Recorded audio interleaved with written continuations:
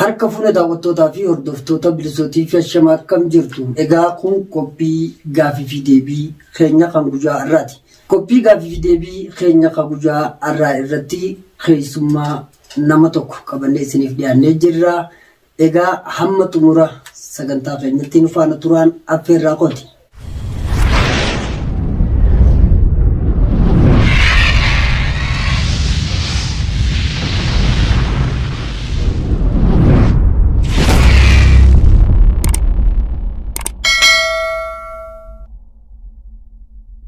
Egaa daawwattootaa fi hordoftoota keenyaa keessummaan keenya kun hoo eenyu jechuun keessaniin oolu. Egaa keessummaa keenyaas asumaan kan isaa kan wal isin barsiisu ta'a nu hordofa.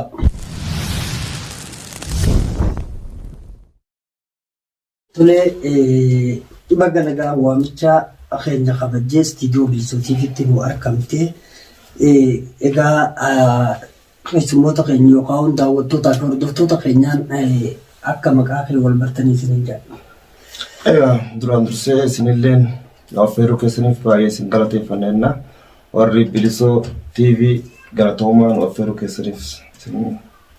Tolee galatoomee hedduu si galatoomfannaa. Maqaa keetiis asumaan daawwattoota keenyaan wal bariini. Maqaan kiyyaa akkuma beekamu Abdulaziz Amaanoo jedhama. Egaa daawwattootaa fi hordoftoota keenyaa maqaan keessummaa keenyaatiis Abdulaziz jedhama. Egaa mariin yookiin gaaffii fi deebiin guyyaa har'aa qabannee isiniif dhiyaannee haala siyaasaa biyyattii amma keessa jirtu hidhamtoota siyaasaa hiikamuudhaan kan wal qabatu ilaalchisee akkasumas qabsoo bilisummaa Oromoo haala keessa jirtuu fi uummanni Oromoo hoo biyya alaa fi keessaa maal keessa jira kan jiru gaaffii fi deebii kan waliin goonu ta'a. Hamma xumura sagantaa keenyatti nu hordofaan affeerraa qooti.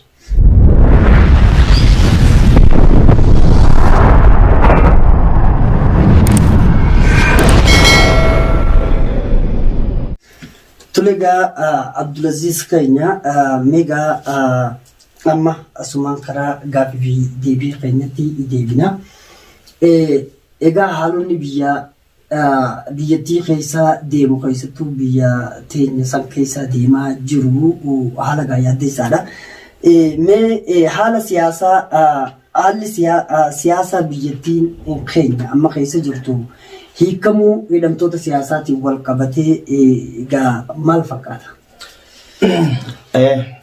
Duraan dursee kabajanii affeeruu keessaniif baay'ee isin galatoomfadha. Haalli siyaasaa biyya keenya keessa jiru baay'isee yaaddoodha. Yaaddoo yoo jennu yaaddoon kun akkaataa qaba. Duraan dursee baga gammannee baga gammaddan isiniin jedha. Gammachuullee hin qabu. Hayyoonni Oromoo xiinxalloonni siyaasatii fi beektonni Oromoon qabdu mana hidhaa keessaa guyyaa torba bahuuf gammachuudha tokko. Baga gammaddan isiniin jenna. Gara tokkoon immoo ilmaan Oromoo hedduutu mana hidhaa keessatti hafee sanumaafuu haalli yeroo ammaan tana biyya Itoophiyaa fi biyya Oromiyaa keessatti deemamaa jiru hedduu yaaddessaadha. Oromiyaa keessatti fakkeenyaaf badii hedduutu raawwataa jira. Gaafuma hayyoonni Oromoo mana hidhaa keessaa bahanii jiran Oromiyaa keessatti gocha suukanneessaa dhahaa jiran jechuudha. Meeshaa waraanaa gurguddaan xiyyaaran jechuudha. Asiin immoo hayyoota hiikaa asiin immoo Oromiyaa dha'u jechuun kun yaaddoo mataa isaa guddaadha. Ilmaan Oromoo hedduu rakkoo keessa jiran jechuudha. Hayyee galatoomee Abdulaziz keenya egaa haalli biyyattiin keessa jirtu walumaa galatti hiikamuu hidhamtoota siyaasaa agartee hamma tokko wal qabatee yaaddessaa ta'uu ibsitaa jirta. Haa ta'u haalli danqaa fi gartee haala keessa jirruu fi gartee haala biyyi san keessa jirtuun kan wal qabatu yaaddoodha akka dhala Oromoo ta'uu nu ibsite. Egaa dhaloonni keenya yeroo ammaa gartee warroonni gartee siyaasaan hubannees hedduutu jira. Kanarraa gammadu ni jira. Egaa kan hunda haala kamiin mee ilaaltu yookaan dhaamsaa fi gorsallee yoo qabaattee fi warroota gartee hiikamuu warrummaan hidhigaa hiikutti jiranii warri hidhe kun hiikuun gaa booddeen isaa maaltu jira kaju akka dhala Oromoo hundattuu warroota gaa dammaqee jiru yaachisaa jira warra gartee kana hin galiniif maal dhaamtame. Duraan dursee warroota hayyoota Oromoo kan hidhe yeroo duraa jechuudha jalqabarraa yoo kaanu taate biyya Itoophiyaa tana keessatti karaa nagahaatiin galla jedhanii karaa nagahaatiin falmanna jedhanii gara biyyaa deebi'an jechuudha.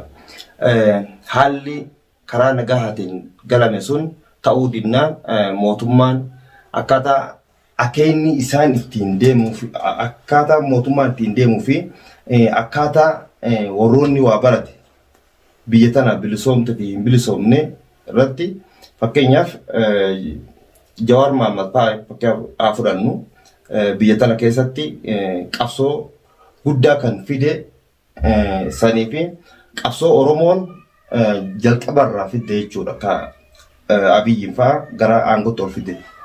Garuu warroonni fakkeenyaaf amman tana gaafa Jawaar Mohaammed fa'aatti hayyoonni Oromoo hidhamanii kan hiisisellee mootummaa amma mana hidhaa keessaa baase kana jechuudha. Amman tanallee harkuma diinaa harka jiran jechuudha.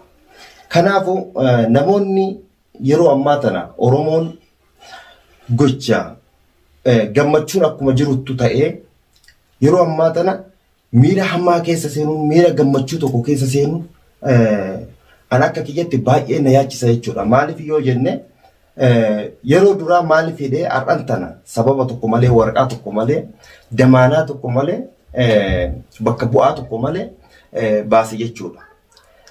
Kun immoo Oromoon wanti inni hubatuu qabu ammas ta'ee boodas qabsoon Oromoo wanti uf duuba deebi'u tokko hin jiru jechuudha. Wanti bilisoomne tokko hin jiru jechuudha. Bilisummaan osoo bilisoomne hin hidhamu jechuudha. Fakkeenyaaf hayyoonni Oromoo hin hidhamu mana irraa guuramanii hayyoota irraa qabatee dargaggeessi mana hidhatti hin guuramu jechuudha. Kana beekuu qabu. Warrootuma isaan hidhe santu har'as mana hidhaa keessaa baase. Kanammoo Oromoon miira keessa seenee akkuma gammachuun jiru gaddillee akka jiru beekuu qaba jechuudha. Kanaafuu of eeggannoodhaan qabsoo ofii itti fufuun dirqama Oromummaati. Tole galatoomii hedduu si galatoomfanna Abdulaziz egaa akkuma beekamu isuma hidheetu hiikee hiikuu kana keessatti amajjii torbaa guyyaa isaan hiikaman kanaafuu xayyaaraadhaan Oromiyaa guutuu dha'uu fi gartee akkasumatti dhaloota hidhaa jiraachuunis waanuma beekamaadha. Kun egaa walumaa galatti akkuma Oromootti akkuma reefu kaafne yaaddoodha. Dhalli Oromoodhaa yeroo ammaa miira keessa akka hin seennee fi gartee dammaqinsa diimaadhaan waan danda'u gartee qabsaa'uu falmachuu humnaa'uu qaba ka jettu dhaamsanuu dhaamtee jirta galatoo galanni kee bilisummaa haa ta'u jenna. Egaa akkuma beekamu hidhamtoota siyaasaa kana jalqabumaa akka itti hidhame silalleef yoo baayigiraawundii keenyatti deebinee ilaalle tokko ajjeesanii du'a sanii si dagachiisuudhaaf kan warri gartee sirni tortoraan Itoophiyaa aleellisu kun taasise ta'uun dhaloota duraafis gartee kun dhokataa miti beekamaadha. Kanaafuu dhugaa dhalli keenya miira keessa seenee akka of hin daganne daranuu humnaa'uu jabaachuu wanti ta'e hunduu qabsoo uummanni Oromoo gaggeesseen tahaa jira. Kanaafuu uummanni qabsoo isaa jabaatee itti fufuu akka qabullee dhaamsa akka dhalootatti dhaamtee jirtanillee dhaloota riyyaasumaan kanumaan isinii dhaama. Meegaa kanatti aansuun silalleefuu haalli biyyattii keessa jiru yaaddu jenneetuma bira dabarra yoo gartee saanyee yaaddoon isaa gaasitti dhaabbattu dhalaatu dhumaa jira. Gujjuma amajjii torbaa Jawaar faan hiikaman kana nama meeqaatu hidhamee meeqaatu dhahamee ittaa qabeenyi gartee uummataallee barbadaa jiraachuu dhaloonni acha keessaa ibsaati jira. Mee kanarratti yaada yoo qabaatte kanatu nyaata kara gaaffii teenyatti aantutti deemna. Osoo gara gaafii kanatti kunne wanti jechuu qabnu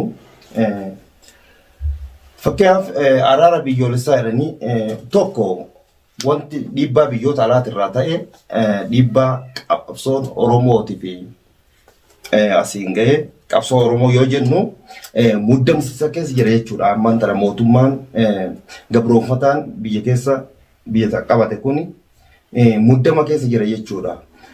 Asiin immoo ilmaan Oromoo fixaa, ilmaan Oromoo hidhaa, ilmaan Oromoo mana hidhaa keessaa baasee ajjeesaa osoo jiru. Fakkeenyaaf araara yoo jennu araarri biyyoolessaa kun waa hedduu of keessatti qabata jechuudha. Araara biyyoolessaa yoo jennu fakkeenyaaf Jawaar Mohaammed Faanti mana hidhaa keessa hin jiran, mana hidhaa qofa keessa hin jiran jechuudha. Ilmaan Oromoo hedduutu mana hidhaa keessa jira jechuudha. Qaallittii fi mana hidhaa adda addaa keessa jechuudha. Kanaafuu eega araara ta'e ilmaan Oromoo hayyoota Oromooti fi hooggantoota Oromoo kan mana hidhaa keessa jiran hundaa baasuu qaba jechuudha. Eega araara taate, eega araara biyyoolessaa kataatu taate, eega dhiifama kataatu taate hidhamtoota siyaasaa guutuufuu dhiisuuf gallakkisuutu irra jiraata jechuudha. Garuu kanumaan wal qabatee ilmaan Oromoo fakkeenyaaf mootummaan gabroofataan kun asiin nama dagachiisuudhaaf fakkeenyaaf gochi suukanneessan dhiyoo Karrayyuu irratti ta'e sun gocha baay'ee nama gaddisiisu jechuudha. Kuni yeroo tokko bakka tokkotti namni rashanamuun kanaan qabatee Wallagga keessatti Walloo keessatti gocha hin taanetu ilmaan Oromoo bakka adda addaatti dhumataa jira jechuudha. Kanumaan eega araara biyyoolessaa akka ta'u taate Jawaar Mohaammed fa'aa hiikanii jiranii guyyaa isaan hiikaman san xaayiraadhaan Oromiyaa keessattuu Wallagga tumamaa jira jechuudha. Guyyama san keessatti jechuudha. Kuni maaliif ta'uu danda'e jedhee ilmaan Oromoo sammuu keessatti of yaaduu qaba jechuudha. Tole galatoomii erguma silaa araara biyyoolessaa jedhamee yaadamee wanni kun silaa jechuun fakkeessaaf ta'us akka fedhee waa ta'uu gartee Jawaar faan bahee warroonni gartee hidhaman hooggantoonni gartee qabsoo bilisummaa Oromoo hedduutu jira. Fakkeenyaaf akka Jaal Abdii Raggaasaa, akka gartee Gammachuu Ayyaanaa, akka gartee Lammii Beenyaa fi qeeyyiroof karreen bilisummaa Oromoo akkasumas gartee kitilaadhaan mana hidhaa kana keessatti iraarfamaa gidirfamaa jira. Kun hunduu bahuu qaba. Egaa lakkoo isaan hangana jennee manni hidhaa Oromiyaa akkuma kaleessa gartee mana hidhaa afaan Oromoo dubbata jedhamu san afaan Oromoo dubbachuu gartee ifaadha.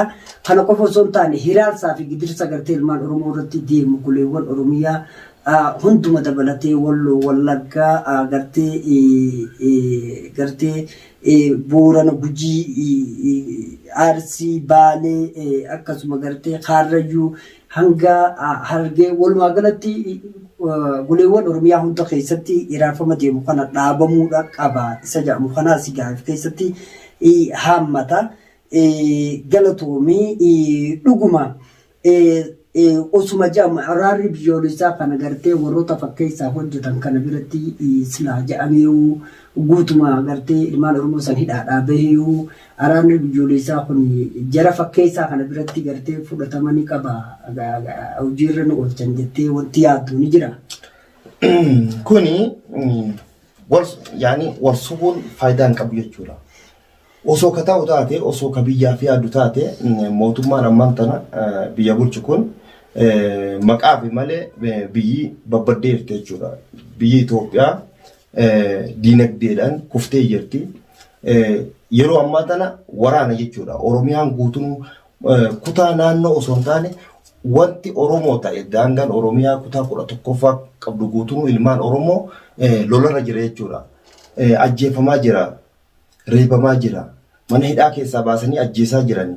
Kuni osoo ka ta'u taate eega araara biyyoolessaa ka ta'u taate nama warroota mana hidhaa keessa jiru hooggantoota adda bilisummaa Oromoo fakkeenyaaf seedhaa fi kanneen kana fakkaatan mana hidhaa keessaa baasee waliin mari'ata jechuudha.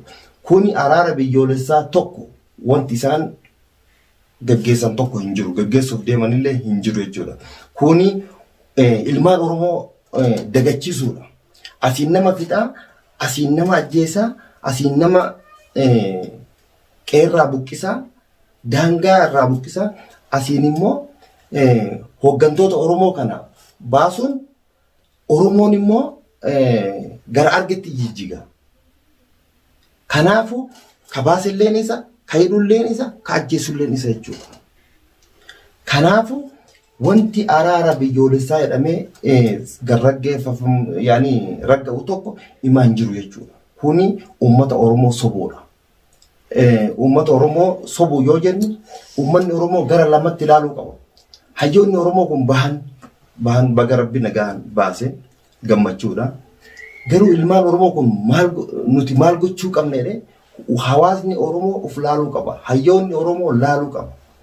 Jedha akka kiyyatti. Tole galatoomne duusi galatoomfadhaa. Egaa illi Oromoo yookaan gartee uummanni Oromoo walumaa galatti erga kolonii gabroonfataa gartee sirna tortoraa abbaa irree kan gartee of malee eenyummaan beekne kan yeroo uumaa diigee gartee dhala namaa lafarraa tuguuguu bineensa hanga gartee waanuma takkaa kanan beekne gartee hanga summeen itti biifuu barootaan dabra kana keessa gartee wanni inni taasisan hin jiru asuma gartee yeroo gabaabduu tan keessa gartee fakkeenyaaf ji'a muddee kana dabarsine kana keessaas wanti inni hin godhin dhala namaa irratti kan namni hin raawwanne kan raawwataa jiru kuni fakkeenyaaf innummaan kun araara jedhee hiikuudhaan Oromoo tanatti as bahuudhaan gartee araaramni bu'uuf yookaan dhugaan Oromoodhaa hanyi Oromoo qabu gartee gartuma sirna tortoraa gartee yookaan warra gartuu sirna tortoraa leellisan kan of malee nama hin beekne kanaan gartee dhuguma araarri kun ni milkaa'a jettee yaadda. Namni tokko gaafa araara waliin geggeessu hundi waan qabatu hundaa waliin qabatee waan wal fakkaatu waliin dhufee waliin taa'ee araara geggeeffata. Akka jechuun heera addunyaatti fakkeenyaaf mootummaan sirna nama nyaataan kun waraana ni qaba. Akkasuma gartee miseensota waa hunda of keessaa qaba. Miseensonni fi waraanni isaatis akkuma isaa jirutti paartiin mormituunis fakkeenyaaf qabsoon bilisummaa Oromoo jechuun addi bilisummaa Oromoo waraana bilisummaa Oromoo qabdi. Oromoon akka Oromootti waraana isii kana waliin gartee humna wal fakkaatuun gartee araarri yoo gaggeeffameen ala usuma kana quba hin qabaanne gartee akkuma uumamatti gartuu takkaan dhufanii gartee araara jechuun kun gartee hangam takka silaa fudhatama qaba. Kuni akkuma atu jettu araarri mootummaan kun mootummaa